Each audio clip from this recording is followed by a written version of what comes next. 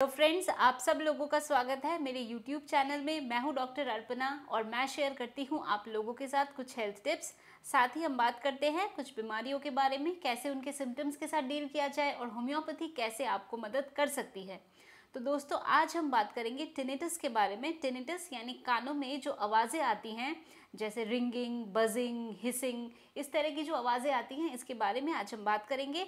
तो आप लोगों से कहना चाहूँगी कि अगर आपने मेरा चैनल अभी तक नहीं सब्सक्राइब किया तो इसको ज़रूर सब्सक्राइब करिए और साथ ही में बेल बटन को दबाना ना भूलें, ताकि जब भी मैं कोई वीडियो पब्लिश करूँ या मैं लाइव कंसल्टेशंस में हूँ तो आप लोगों तक नोटिफिकेशन पहुँच सके और आप मुझे लाइव कंसल्टेशन में ज्वाइन कर सकें। तो दोस्तों, ये आप ही में से किसी के रिक्वेस्ट पे मैं ये वीडियो बना रही हूँ। आपने पूछा था कि मेनियर्स डिजीज़ क्या है, तो यही मैं आप लोगों को आज बताऊँगी। तो देखिए, जो टिनिटस है या कानों में जो आवाज़ें आती हैं, बजिंग की आवाज़ आती है, हिसिंग की आवाज़ आती है, ऐसे लगता है घंटियाँ बज रही हैं, तो इसका ये एक सिम्टम है। तो ये सिम्टम हमें मिलता है कुछ बीमारियों के कारण से। तो अभी हम समझते हैं कि कौन कौन सी वो बीमारी है जिस वजह से हमें ये कानों में इस तरह की आवाज़ें हमें सुनाई देती है। तो सबसे पहले हम समझते हैं, हमारे कान के 3 पार्ट है। ये है हमारा एक्सटर्नल ईयर, जो हम सब नॉर्मली इसको देख सकते हैं। फिर है मिडिल ईयर। मिडिल ईयर जब आप हमारे पास आते हैं, डॉक्टर के पास आप आते हैं, तो हम अपने टॉर्च से या ऑटोस्कोप से हम आपके जो मिडिल ईयर है उसको हम देखते हैं। फिर है इनर ईयर, जो आपका कान का पर्दा है या जिसे हम टिम्पैनिक मेम्ब्रेन कहते हैं, उसके अंदर का जो पार्ट है that is your inner ear. Inner ear का काम होता है कि आपके बॉडी के बैलेंस को बनाना और साथ में सुनने में मदद करना। तो जब इनर ईयर में कोई तकलीफ होती है, इनर ईयर में जो फ्लूइड्स हैं उसका इम्बैलेंस हो जाता है, तो चक्कर आता है और सर ऐसे घूमने लगता है, स्पिनिंग सेंसेशन होती है। साथ ही हियरिंग लॉस होता है। हियरिंग लॉस शुरू में कम होता है, फिर धीरे धीरे वो हियरिंग लॉस बढ़ जाता है और कंप्लीट डेफनेस भी हो सकती है। तो ये सिम्टम्स होते हैं मेनियर्स डिजीज़ के। और मेनियर्स डिजीज़ का भी एक प्रमुख सिम्टम है टिनिटस और वर्टिगो। आप समझते हैं दूसरे और कौन कौन से रीज़न से ये टिनिटस की प्रॉब्लम हो सकती है। तो अगर इनर ईयर में किसी तरह का इन्फेक्शन हो रहा है, जैसे हम ओटाइटिस मीडिया जिसको हम कहते हैं, तो बहुत ज़्यादा कानों में कोई इन्फेक्शन है, कानों में से मवाद वगैरह निकल रहा है, डिस्चार्ज हो रहा है, तो वो एक रीज़न हो सकता है। फिर क्या हो सकता है कि इस रीजन में आपको इंजरी हुई है, यानी आपको नेक में इंजरी हुई है, हेड में इंजरी हुई है, जो कि इनर ईयर तक आपको वो जा रहा है, तो उस वजह से आपको टिनिटस का सिम्टम मिल सकता है। कुछ बीमारियों में जैसे डायबिटीज़ में ऐसा हो सकता है। फिर कार्डियोवैस्कुलर डिजीज़ में, यानी हार्ट की कोई परेशानी हो, उसमें भी ऐसा टिनिटस वाली प्रॉब्लम आपको मिल सकती है। कई बारी एज के साथ साथ यानी ओल्ड एज में भी ये प्रॉब्लम हो सकती है। तो ये है कुछ कॉमन रीजंस कान में झंझनाहट की या जो आवाज़ें सुनाई देती है। अब आवाज़ों का भी डिफरेंट तरह से ये आवाज़ हो सकती है। किसी को हो सकता है धीरे से एकदम हिसिंग साउंड सुनाई दे, किसी को ऐसे सुनाई दे जैसे कि एक पेशेंट मेरे पास आई थी, काफ़ी यंग पेशेंट थी, तो उनको लगता था कि गैस की सीटी बज रही है। जैसे हम गैस कुकर में रखते हैं और गैस की विसलिंग होती है, तो उनको ऐसे विसलिंग जैसी आवाज़ सुनाई दे रही थी। तो ऐसे अलग अलग तरह के फ्रिक्वेंसी के एम्पलीट्यूड के आवाज़ें सुनाई देती हैं। दोस्तों, एक और मैं पॉइंट कहना चाहूँगी, क्योंकि इन पेशेंट का नाम आया, तो कॉज इसका एक स्ट्रेस भी होता है। वो काफ़ी यंग पेशेंट थी एंड वो प्रिपेयर कर रही थी किसी एग्ज़ाम के लिए, और उनमें उनका उस नहीं वो सिलेक्ट हो पा रही थी, नहीं उसको कर पा रही थी। तो उस वजह से जो स्ट्रेस और जो स्टडीज़ का बर्डन था, उस वजह से उनको ये टिनिटस वाली प्रॉब्लम आ रही थी, और जो कि बहुत ही अच्छे से फिर ट्रीट हो गया। तो बेसिकली स्ट्रेस यानी तनाव भी एक रीज़न है इस तरह की झंझनाहट और ऐसी रिंगिंग, बजिंग आवाज़ आने की। तो अगर ऐसा है तो अब हम क्या कर सकते हैं। तो जैसा मैं हमेशा कोशिश करती हूँ आप लोगों को कुछ मेथड्स बताने की, चाहे वो डाइट हो, मेडिसिन के भी अलावा, जो आपको ऐसे कंडीशन में हेल्प कर सकता है। तो टिनिटस से आराम पाने के लिए जो एक हम टेक्निक का इस्तेमाल करते हैं, जिसको कहते हैं फिंगर ड्रमिंग टेक्निक।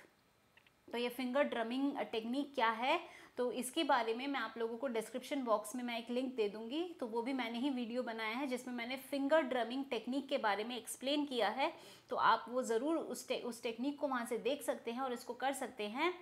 तो अभी हम बात करते हैं कि होम्योपैथी में कौन कौन सी मेडिसिन है जो आपको ऐसे कंडीशन में हेल्प कर सकती हैं। तो सबसे पहली मेडिसिन है चिनोपोडियम, CHENOPODIUM। तो चिनोपोडियम 6 पोटेंसी में आपको लेनी है। और ये जो चिनोपोडियम है, ये जब आपको ये टिनिटस होता है, आवाज़ें काफ़ी आती हैं, तो इसमें आपको बहुत हेल्प करता है। हिसिंग से साउंड होती है, बजिंग से साउंड होती है, तो आप चिनोपोडियम ले सकते हैं। अगली दवाई है थेरिडियोन, THERIDION। अब थेरिडियोन की जो मेडिसिन है वो पेशेंट बहुत ज़्यादा साउंड के लिए ओवर सेंसिटिव होते हैं, ओवर सेंसिटिव टू साउंड। तो बेसिकली क्या होता है कि कभी भी जब आवाज़ वो सुनते हैं तो उनको ऐसा लगता है कि आवाज़ पूरे बॉडी में पेनिट्रेट हो रही है, साथ ही में चक्कर आना, सर घूमना, स्पिनिंग होना, उल्टी जैसा लगना, नोजिया, और साथ में वॉमिटिंग होना। तो जब ऐसे सिम्टम्स हो तो थेरिडियोन, THERIDION, थेरिडियोन बहुत ही हेल्पफुल मेडिसिन है।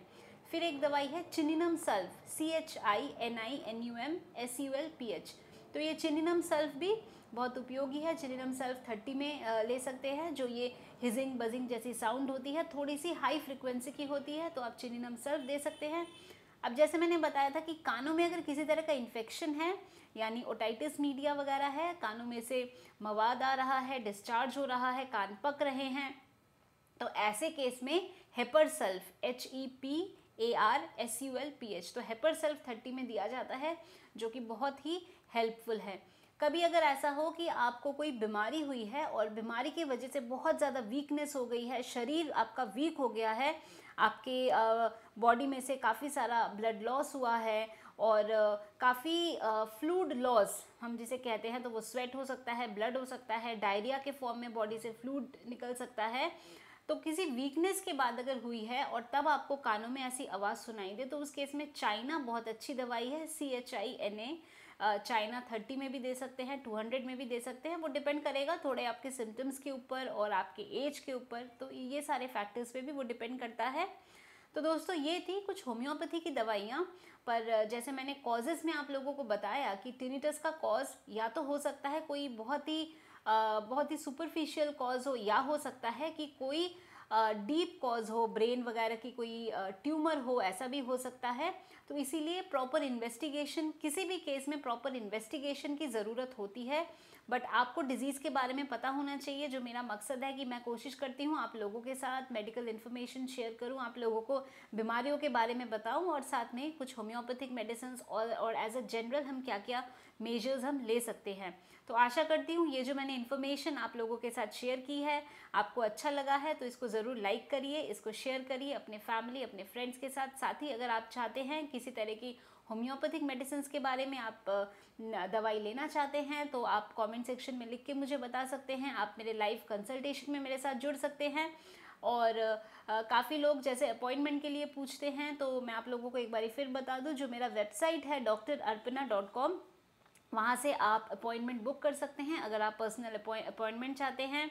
और तो इस वीडियो को देखने के लिए और मेरे साथ जुड़ने के लिए आप सब लोगों का धन्यवाद। खुश रहिए, मुस्कुराते रहिए, स्वस्थ रहिए। अगर आपने मेरा चैनल अभी तक नहीं सब्सक्राइब किया, इसको सब्सक्राइब कर लीजिए और बेल बटन को दबाना ना भूलें। तो आज के लिए बस इतना ही। Thank you.